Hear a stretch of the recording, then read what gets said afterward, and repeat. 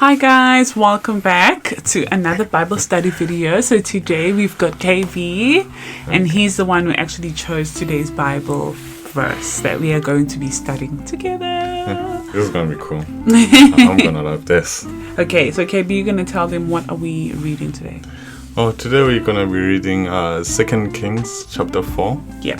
We're using the New Living Translation, but whatever Bible you have, that is absolutely fine. So pause this video, grab your Bible, and open 2 Kings chapter 4 from verse 1 to 7. Verse 1 to 7. All right.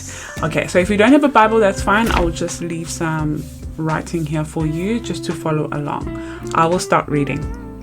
Yes, please. Okay. The title is Elisha Helps a Poor Widow. Chapter 4. One day, the widow of a member of a group of prophets came to Elisha and cried out, "My husband who served you is dead, and you know how he feared the Lord. But now a creditor has come, threatening to take my 2 sons as slaves." 2. "What can I do to help you?" Elisha asked. "Tell me, what do you have in the house?" "Nothing at all, except a flask of olive oil," she replied. And Elisha said, "Borrow as many empty jars as you can from your friends and neighbors. Then go into your house with your sons and shut the door behind you. Pour olive oil from your flask into the jars, setting each one aside when it's filled." 5. So she did as she was told. Her sons kept bringing jars to her, and she filled one after another. Soon every container was full to the brim. "Bring me another jar," she said to one of her sons. "There aren't any more," he told her, and then the olive oil stopped flowing. 7. When she told the man of God what had happened, he asked her, Now sell the olive oil and pay your debts, and you and your sons can live on what is left over." That's a good one. Thank you, Norma, for reading this verse for us today. Yeah. And it's a Sunday today, so Yay, happy Sunday. So the theme we said is everything that you are looking for is actually within you. Like, you have everything within reach. And then coming to the scripture that we read today, of Elisha helping this poor widow woman to get along, because they were about to take away her 2 sons because of the creditors. Like, they borrowed money to the husband, but now the husband is no longer there, and now the problem is that they're about to take the kids to be slaves, to be servants, to be whatever it is. And then Elisha asked this poor woman, like, "What can I do for you? What do you need me to do?" And then the question goes on to, like, what do you have in your house? It's not like Elisha came with something to help her. It's not like he came with a pot of gold or silver, or like, here's some kettles, go and sell them. But it's more like, what do you have in the house? And God is gonna help you with whatever you have in the house or within reach, So since she said, the only thing that I have is a jar of olive oil. That's all I have in the house. I have nothing else, oh Lord. Please help me. This is what I have. And Elisha's like, okay, that will be enough. I can use that. And then, like, go and borrow these empty jars from your neighbors. Borrow as many as you want. Borrow as many as you can, and then come back to the house and start pouring that jar of oil into these empty containers. Yeah. As many as there are in there, just keep on pouring and pouring and pouring. And then see what this woman is doing. For a normal person would have, like, took it for granted. Why would you want me to go and borrow empty jars? Why didn't you come with, like, with heaps of oil? And Elisha is not even going there to do this by himself. He's a powerful man of God. He's not even doing that by himself, Like, no. You go to the house and do this. And the miracle comes from obedience. following from instructions. listening and following that instruction. That's where the miracle is. If this woman just went home and just sat down like, you know what, this guy didn't help me, nothing would have happened. But for that obedience, for that act of obedience and actually doing what she was told to do and exercising her faith in God, things started happening. You know, he used that jar of oil to pay everything. You know, that's exactly what was going on. No, I like it. You know, what do you have in your house? Just flowed. The olive oil just flowed. The and abundance. it just kept on going. You know, and this thing goes on in reference of Moses and when God was sending Moses to Egypt, go and rescue my people, go and do this. Because Moses was so scared of going back to Egypt. He was so terrified. He didn't want to go there. It's like, Lord, no, you know that I cannot speak. I don't have confidence. I'm stuttering. I cannot speak clearly and this and this. Like, he came up with so many excuses, but God was like, no, I know you can do it. You can do it. You can go there. I chose you for a reason. Go there and do this. Me. I'm going to help you. I'm going to strengthen you. I'm going to put my words in your mouth. But then Moses was still like, no, I don't want to do this. No, pick somebody else, Lord. And how? Imagine. And how are they? Like, how many times have you done that? God is actually talking to this guy. It's not like he got like a dream. No, he's talking to this guy. And then like it goes on. And like God is asking me like, what do you have in your hand? You know, what do you have in your hand? What do you have? I only have a stick. I only have a rod. You know, like this is all I have, because that's the only dominion that he had. Like that's the only job he had. He was a shepherd. So that's the only authority that he had. It was just that rod, and like God used that rod. I was like, no, you're gonna perform miracles about this with this rod, not God's rod. God didn't come with a rod, but then at the end of the story, it says Moses took his wife and sons and ride a donkey, and with him he carried a rod of God. You know, but it was Moses' rod. But God did something out of that stick that he was holding. You know, God always uses things that are around you. He doesn't go outside and bring something to you. No, he uses what you have in the house. What do you have in the house? I only have a jar of olive oil. That's all I have. My question to you today is, what do you have that you're taking advantage of, that you're taking for granted? You're like, it's something so small. Could you probably be looking for a job and you're thinking to yourself, I don't have anything, but you have enough data to watch this video? Why don't you use that data to look for a job? Are we not saying you should cut away now? No, we're not saying that, but what I'm trying to say is that sometimes when you complain, you're so quick to complain or so quick to cry out and ask for help. Meanwhile, you do have something internally. God has blessed you with something that you are looking at it like it's nothing. I did tell KB this when we were discussing this chapter, that I look at this chapter like an apple. You are given an apple and you enjoy the apple, you bite the apple, but what you are enjoying is what is not important.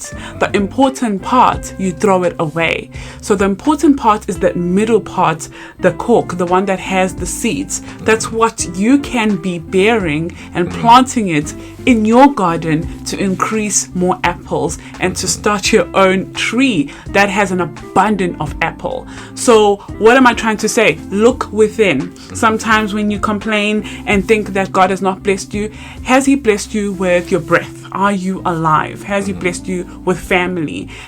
Sometimes a lot of people have troubles. We all have troubles. Everyone has troubles. But we are all also blessed. But you cannot see your blessings if you are looking at someone else who's already, let me put it in what we say now, won in life. They've already won in life. But you don't know their journey.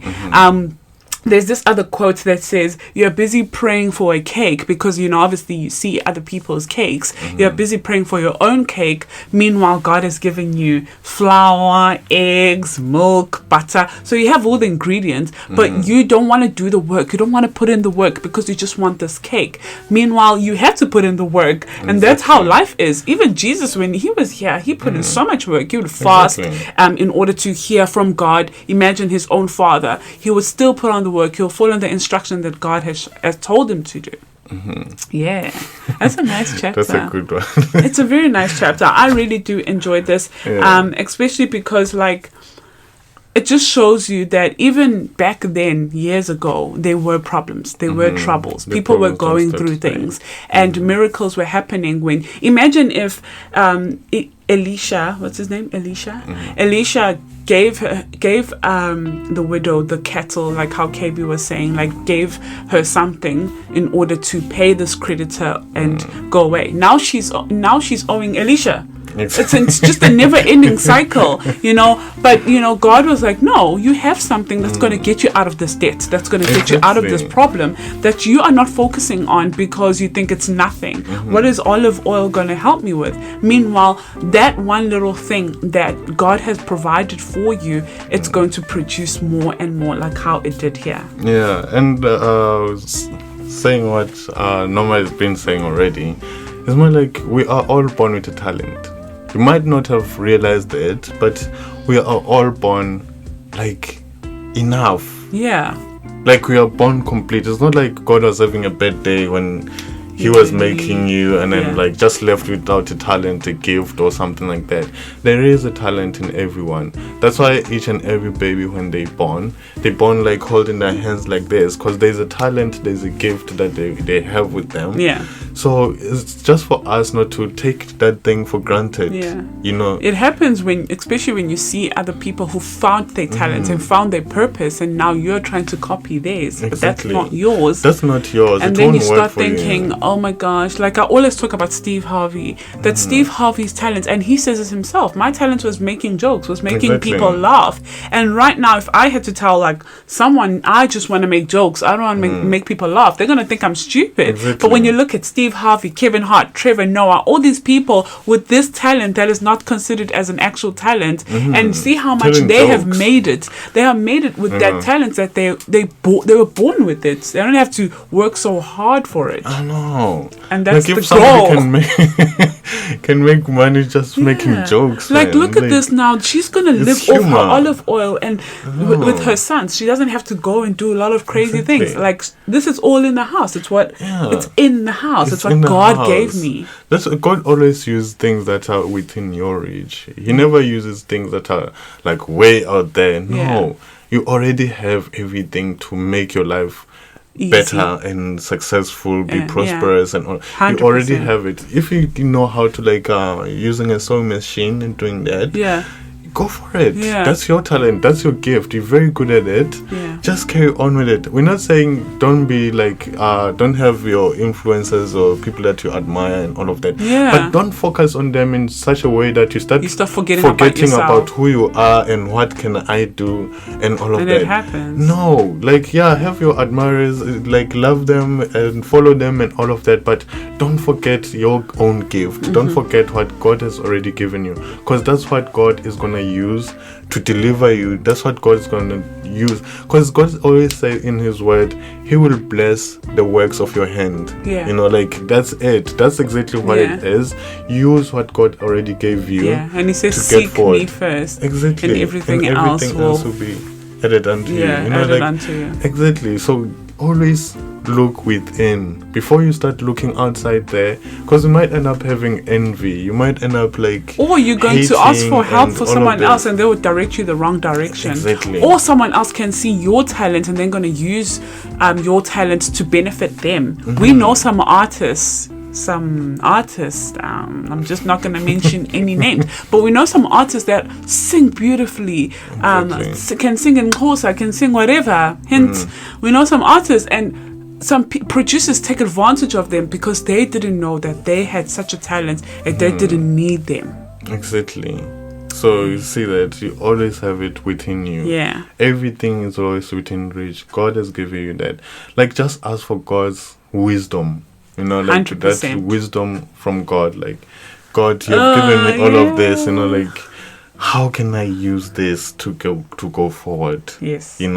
Always use that. Everything is within, guys. You can keep on going, because other things is just smoke and mirrors out there. You're gonna lose what you already have by seeking whatever is not genuine or which is not. Because people right now, they can be selling you dreams, they can be selling you this, they can be selling you that. Like, if you're not aware of who you are and what you have within you. You'll always let other people to downgrade you or tell you that you're nothing. They can control you. They can do this. And why do you trust people over God anyways? Honestly, we do that. You rather trust a pilot, that a pilot is going to help you land properly, over trusting God, that God is going to provide for you. You trust a hairdresser. You have this vision. I'm going to do my hair. It's going to look like this. You trust that hairdresser. How do you know that they're not going to burn your hair? How do you know? But you really trust them. Have the same trust for God, that He has a plan for you. And even through troubles, even when you don't know what to do and you're in debt and you're all over the place now, your children are going to be slaves. Remember, God didn't bring us here to be slaves. He brought us here to be free. So trust that He will life in abundance. Exactly. So He will provide for you. Exactly. I don't want this video to be too long. Okay, that will be it for today, guys. Thank you. Bye.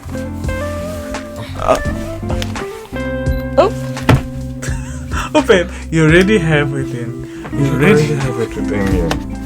Don't forget that. Repeat it one more time.